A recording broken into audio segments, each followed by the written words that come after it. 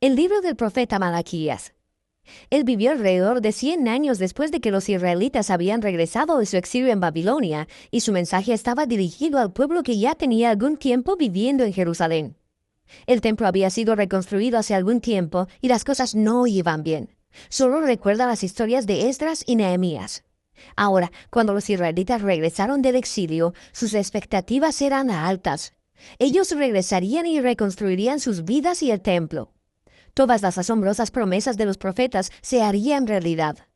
El Mesías vendría y establecería el reino de Dios sobre un Israel unificado y sobre las naciones, y traería justicia y paz para todos. Pero eso no es lo que sucedió. Los israelitas que habían repoblado la ciudad demostraron ser tan infieles a Dios como sus ancestros, resultando en pobreza e injusticia. Así que en Malaquías descubrimos lo corrupta que se ha vuelto esta generación. El libro está diseñado como una serie de disputas, y la mayoría de las secciones comienzan con Dios diciendo algo, haciendo una declaración o acusación. Y luego Israel estaría en desacuerdo o cuestionaría la declaración de Dios, y luego Dios respondería y ofrecería la última palabra. Esto sucedió 6 veces. En las primeras 3 disputas, Dios expone la corrupción de Israel, y en las últimas 3 disputas, Él confronta su corrupción. Y la impresión general que obtienes de estos argumentos y disputas es que el exilio fundamentalmente no cambió nada en el pueblo. Los corazones de Israel están tan duros como siempre. La primera disputa empieza cuando Dios dice que todavía ama al pueblo de su pacto a pesar de sus fracasos. E Israel objeta de manera grosera, diciendo: ¿de qué manera nos has mostrado algún tipo de amor? Así que Dios les recuerda de cómo en su gracia eligió a la familia de Jacob, su ancestro, para convertirse en la portadora de las promesas del pacto de Dios en lugar de a la familia de Esaú, su hermano, quienes eventualmente quedaron en la ruina. Recuerda las historias de Génesis y el libro de Abdías. Así que desde esta primera disputa, Israel se expone como suspicaz, dudando del amor y la fidelidad de Dios.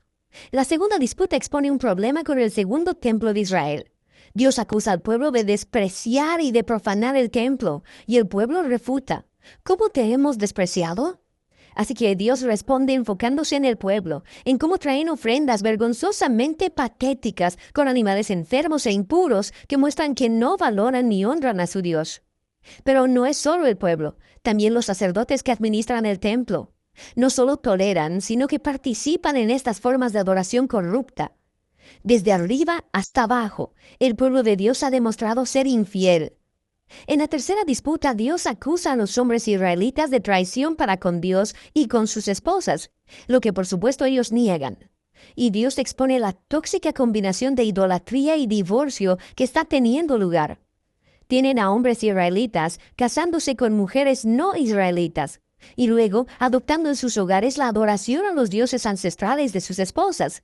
Recuerda la historia de Nehemías capítulo 13. Así que Malaquías conecta esto con una ola de hombres divorciándose de sus mujeres sin una buena razón. Y el pueblo no tiene problema con esto. Y Malaquías dice no. Es una traición a su pacto con Dios. Así que Malaquías pasa al segundo grupo de disputas que confrontan la rebelión de Israel. La cuarta disputa comienza con los israelitas acusando a Dios de negligencia, diciendo: ¿dónde está el Dios de justicia? Ellos ven injusticia y corrupción abundando, y Dios no parece hacer nada.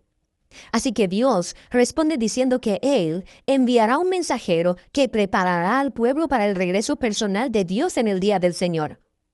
Él vendrá como fuego para purificar a su pueblo y para remover la idolatría y la inmoralidad sexual y la injusticia, para que solo el remanente fiel sea su pueblo.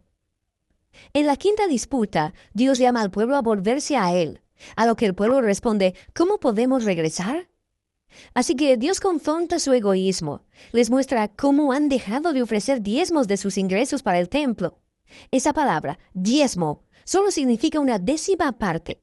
Es la cantidad de ingreso y frutos que los israelitas debían donar anualmente para mantener al templo y a sus sacerdotes. La práctica se explica en diferentes partes de la Torá. Ahora, sabemos por Malaquías y por el libro de Nehemías que el pueblo estaba descuidando esta responsabilidad. Así que el templo se estaba deteriorando. Y Dios los confronta. Él dice que quiere bendecirlos con abundancia, pero solo si ellos van a ser fieles. En la disputa final, el pueblo acusa a Dios y dice que servirle no tiene caso. Ellos observan a los malvados y orgullosos teniendo éxito en la vida y Dios no hace nada. Y la respuesta de Dios, por primera vez en el libro, no es un discurso, sino más bien una historia corta acerca del remanente fiel en Israel, de las personas que temen al Señor y aman reunirse y hablar acerca de cómo honrar a Dios y cómo servirle. Así que Dios ordena que un libro memorial sea escrito para estas personas, para que puedan leer el libro y recordar el carácter y las promesas de Dios.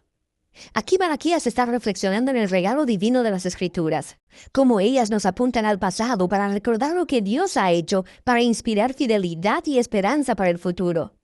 Lo que nos lleva a la conclusión del libro. Esta retoma y desarrolla todavía más las imágenes de la cuarta disputa acerca del futuro día del Señor. Dios dice que ha determinado un día de juicio purificador que consumirá a los malvados de entre su pueblo. Pero lo que la conclusión añade es sobre el futuro del remanente fiel, porque para ellos el día del Señor no es una amenaza, sino una ocasión de gozo.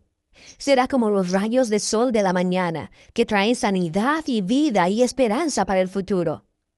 Y así terminan las disputas de Malaquías, pero todavía queda un poco más en el libro.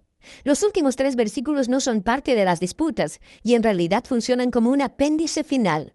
Le dan cierre no solo a Malaquías, sino a toda la colección de la Torá y los profetas. Primero, el lector es llamado a recordar la ley o la Torá de mi siervo Moisés.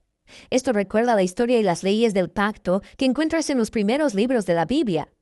Pero luego, escuchamos este resumen de los libros de los profetas. Yo les envío al profeta Elías antes que venga el día del Señor, quien restaurará los corazones del pueblo de Dios. Así que esta conclusión resume la Torá y los profetas como una historia unificada que apunta al futuro. Israel fue redimido por Dios y luego lo traicionó por la rebelión y dureza de sus corazones, quebrantando las leyes de la Torá. Pero las Escrituras anticipan un día en el futuro en que Dios enviará un nuevo profeta, un Moisés, un nuevo Elías, quien restaurará al pueblo de Dios y sanará sus duros corazones. Recuerda todas las promesas de Deuteronomio y Jeremías y Ezequiel. Así que este apéndice final presenta las Escrituras como un regalo divino para leer, meditar y orar. Nos dicen la verdad acerca de la condición humana, acerca de nuestro egoísmo y pecado. Pero también anuncian la promesa de Dios de que un día Él enviará un mensajero y que luego Él se presentará personalmente para confrontar la maldad, para restaurar a su pueblo y para traer su justicia sanadora. Y de esta esperanza futura tratan Malaquías, la Torá y todos los profetas.